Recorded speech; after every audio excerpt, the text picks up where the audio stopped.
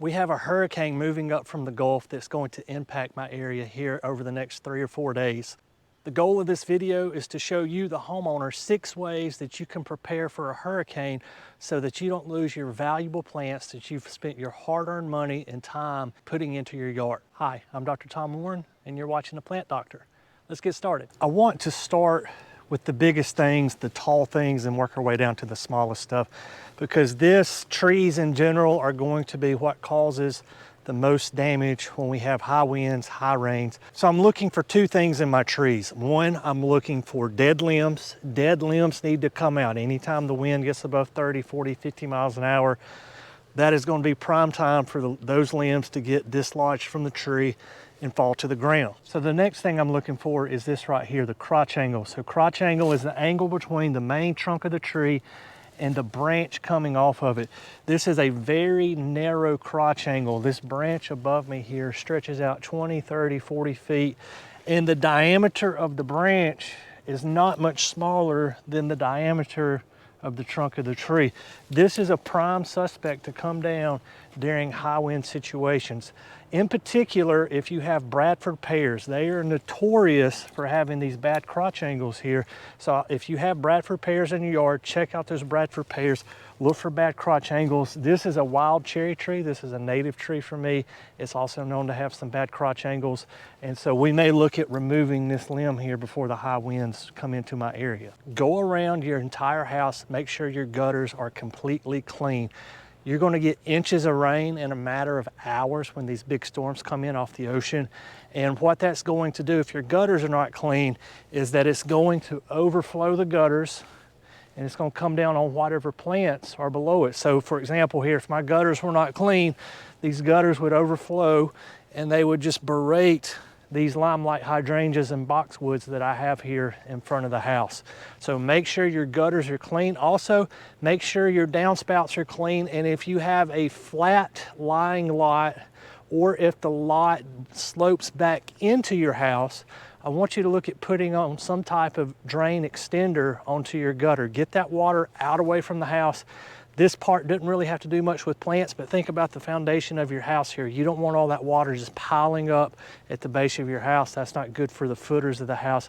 So get that water out away from the house. Make sure those gutters are clean. Make sure those downspouts are clean. And if needed, put on a downspout extender. Any shrubs that have gotten tall or leggy, you may want to go ahead and consider cutting the tops of those out. For example, these tea olives here beside me, they've gotten a little tall, they're a little bit leggy. I really don't want to prune them right now, and that's why they're this way, is because they're just now starting to flower. They're getting that really fragrant, sweet smell to them, hence the name tea olive. But one thing I need to consider if I was closer to the Gulf is that I'm going to get 60, 70 mile an hour winds. The tops of these can actually get blown out. This young vegetation is really tender. It could snap in half. We could go ahead and cut this back a few inches, get some more hardy vegetation so that that does not happen. So if you got long leggy plants that need to be pruned, even if it's out of season for the pruning, you may want to go ahead and consider pruning them now to prevent damage further down the road. If you are using pine bark nuggets or some sort of bark nugget as your mulch, you may want to consider putting out a product called mulch glue. I recently did a video for that. I'll leave the link up here somewhere. So mulch glue is going to help bind that mulch together. You really don't need this if you're using shredded wood because it'll tend to stick together. The pine bark nuggets, they tend to float off in really heavy rains. If you're using some sort of pine needle, you really don't need that as well. But if you're using pine bark mulch, especially if it's on a slope like you see behind me here, this is a little pathway that I've put into the garden so the neighborhood kids can go from house to house and not trample on my hostas and azaleas and everything else.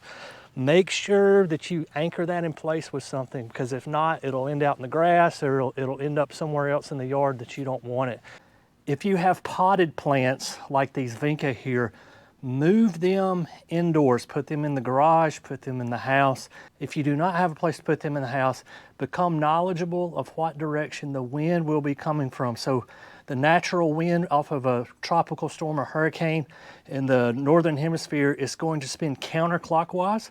So my winds here, the eye of the storm that's moving in is going to be west of me, which means I'm going to get winds out of the south.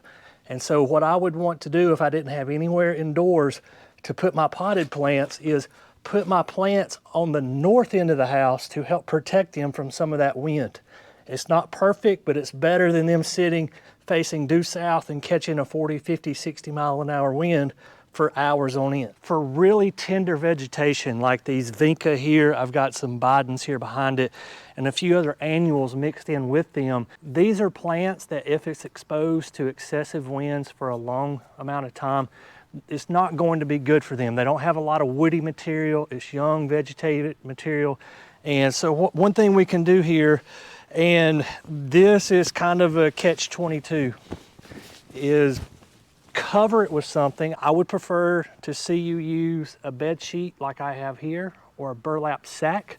Don't use plastic, because even if the sun comes out for 30 seconds or 60 seconds through the clouds, it's going to get very, very hot under that plastic really fast, and you run the risk of killing your plants. So use something that can breathe. We're just trying to keep that excessive wind off of our plants. Now you may be thinking, Dr. Warren, this is just going to blow away.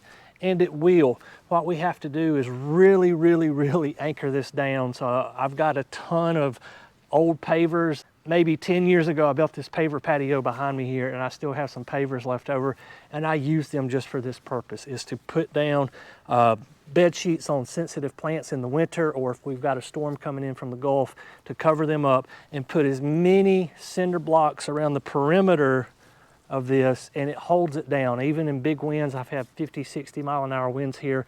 When we have big cold fronts coming through in the winter, or we have a big storm come up from the Gulf. And as long as you have enough pavers or cinder blocks or rocks or something on this to hold it down, your plants will thank you for it after the storm. These are just a handful of things that you can do as a homeowner to help protect your valuable investments that you have in your landscapes. If you have a solution to protect your plants from hurricanes that we did not go over here, please leave those down in the comments below.